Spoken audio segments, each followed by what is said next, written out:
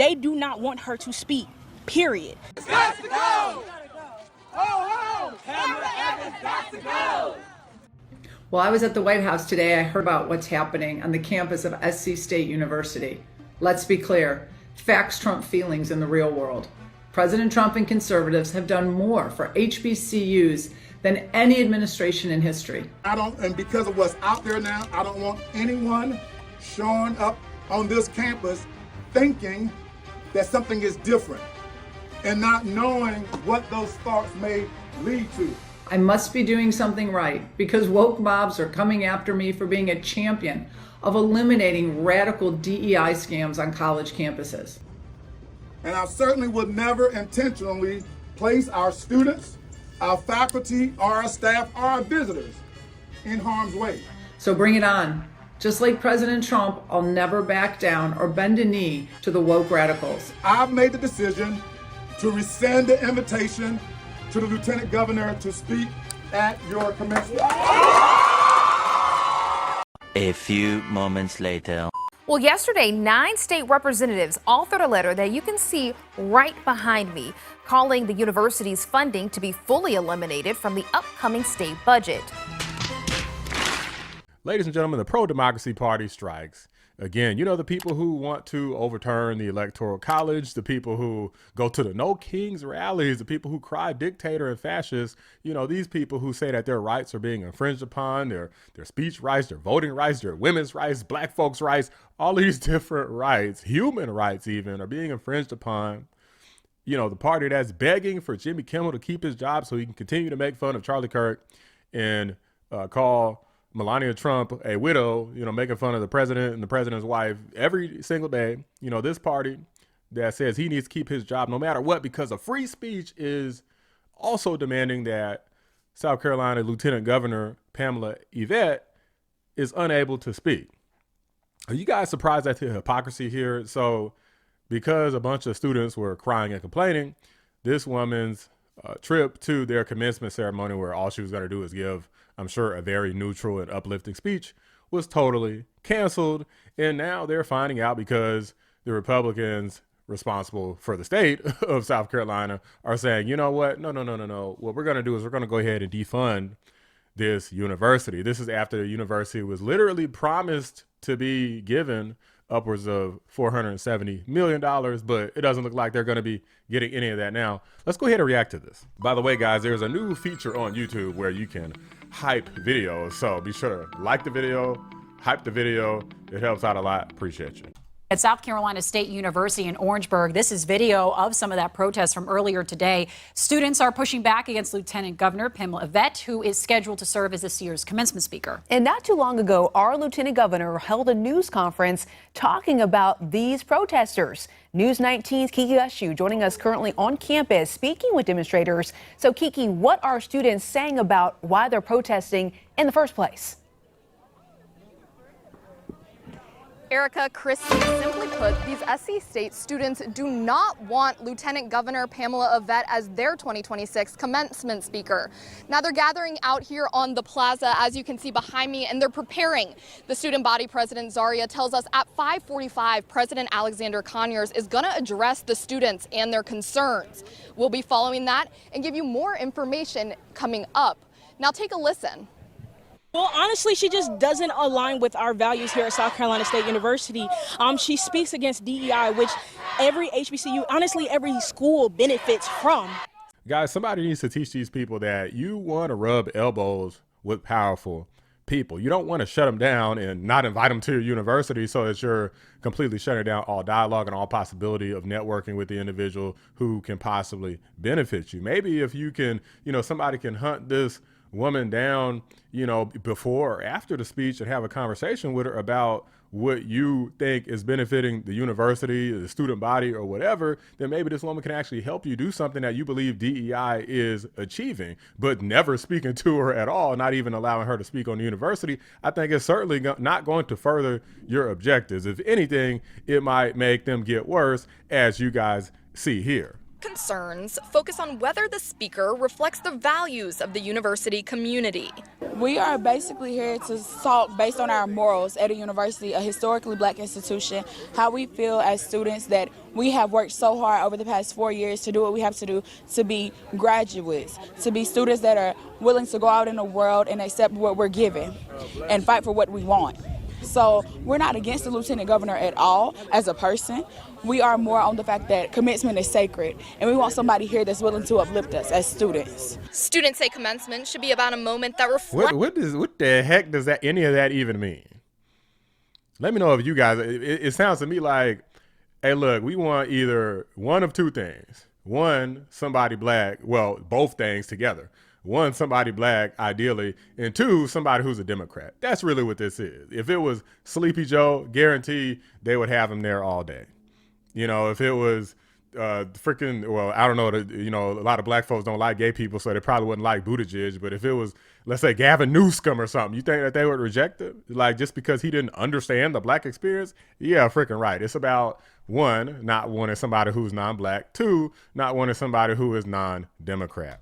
Their experience and their future. During a press conference Wednesday morning, Lieutenant Governor Pamela Evette says she was invited months ago and plans to deliver a positive message. The college called and asked if I would be their commencement speaker and was happy to do that. I'm always happy to share a positive message on just what an amazing state we live in, what an amazing country we are in, and just that everybody's potential is unlimited. If you're willing to work hard for your dreams, they can come true. She also called to end diversity, equity, and inclusion, but she also pushed back on criticism, pointing to what she calls a broader issue on college campuses. We have to get rid of DEI on college campuses. We've got to get rid of indoctrination by professors on college campuses by ending tenure. Students and alumni here say their goal is simple: to be heard by university leaders. The purpose of today was to truly get Conyers to come address us how we deserve to be addressed. How we were addressed yesterday was not enough. Forget political parties. The thing that matters most is the student body and the graduating class. They do not want her to speak, period. I don't understand what's... Well, guys, that's just part one, because apparently the GOP has found out about this, and accordingly, the university and the students are finding out. So let's go ahead and react to that clip as well. Well, just into the WIS newsroom, Lieutenant Governor Pamela Evette responding to calls to defund SC State after the university canceled her speech at graduation next week. In a new statement, she says in part, quote, "I applaud the members of the General Assembly who, like me, firmly believe that not one dime of taxpayer money should ever go to a school that discriminates against conservative views. It certainly won't happen when I'm governor," end quote. Several Republican lawmakers behind that request are Lena Allen getting reaction from both sides of the aisle tonight. The request in response to the university uninviting Lieutenant Governor from speaking at next week's graduation. Let's get to Lena, who has the details on that latest request. Some Republican lawmakers now joining the conversation, saying that SC State's decision to drop Lieutenant Governor Pamela Evette was shameful and unacceptable. They're calling for the HBCU to face funding cuts. And then it was kind of cowardice to rescind that invitation after they had sent it. State Representative Melissa O'Remus, one of 8 signatures on a letter requesting funding be pulled from SC State. 2 of the supporters are from the Midlands, Lexington County Representative John Kilmartin and Representative Cal Forrest Jr., who represents Lexington and Saluda County. The rescinded invite coming after students protested for 2 days, saying Evette's morals don't align with their university. O'Remus says students have a right to protest, but the institution should have never silenced Evette. Unfortunately, when you're a public university, you are using tax dollars. That's our money supporting these schools. And so we make the decision. If you're going to pick and choose winners, and you're going to pick and choose and not educate everyone accordingly, then no, you should be shut down. Former SC State's board member and Richland County State Representative Hamilton Grant responding to the letter, saying freedom of speech is being weaponized. So it's a cowardice attempt to throw a rock and hide their hand. He says it will only hurt an institution that's already underfunded. The request coming at a time when university leaders are requesting $8 million from lawmakers for security upgrades. In the past year, there's been 2 deadly shootings on the campus. When it is well documented that the resources are not there to make the campus safe, pay us what you owe us. State Representative Bruce Bannister is the chairman over the House Budget Committee. His office tells me they haven't received the letter. The state budget is expected to be back under review next week. Lena Allen, WIS News 10. And you know what's funny, guys, is that this woman, Pamela Evette, is also running for governor. So I don't know if you guys caught that earlier, but she said it won't happen if I'm governor, that they won't get paid. And she's running for governor out there in South Carolina. Currently, she is the lieutenant governor. And funnily enough, Yvette's only serious opponent is Alan Wilson, who's also a Republican and who also stands against DEI and who also thinks that this university should be defunded. When we did our budget cycle and Clemson University came up, there were certain members who wanted to propose defunding Clemson University because of what some professors said about Charlie Kirk in the wake of his tragic death. To provide clarity to the slow people out here, the same message I've been basically saying since the beginning of this video is that doing things like this might be okay if you're a private university or you're just simply not taking taxpayer dollars in. But when you're a part of a university system that literally lives off of taxpayer dollars and you're having Democrat speakers, or you want to have, like, let's say black speakers, which these people didn't come right out and say, or at least not on camera, but we know that that's what it's about. We want black and Democrat speakers, or we want white Democrat speakers. We want Democrat speakers. That's inevitably what this amounts to. We want people who support DEI. We want people who agree with everything that a lot of the student body here stands for, right? That's inevitably what it's about. And when you have that type of mentality, you want to shut down free speech when you don't agree with it. But then when you do agree, then you want to fight tooth and nail to support it. That is what the issue is. That's why I brought up people like Jimmy Kimmel. And that's the rub that a lot of people have with the Democrats, is they always try to pretend as though they're standing on business with all these morals and values. But then when a role Uno reverses, then it's like, no. We're not trying to hear nothing you have to say. We're cool with taking away voting rights. We're cool with taking away speech rights. We're cool with taking away gun rights. We'll take everything from you as long as it's from you.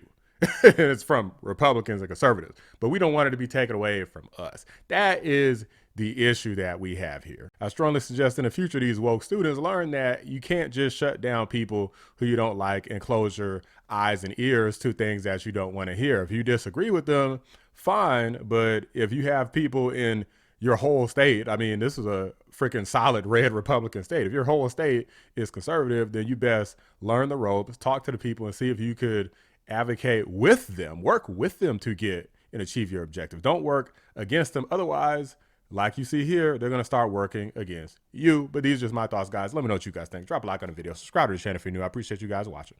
I'm out.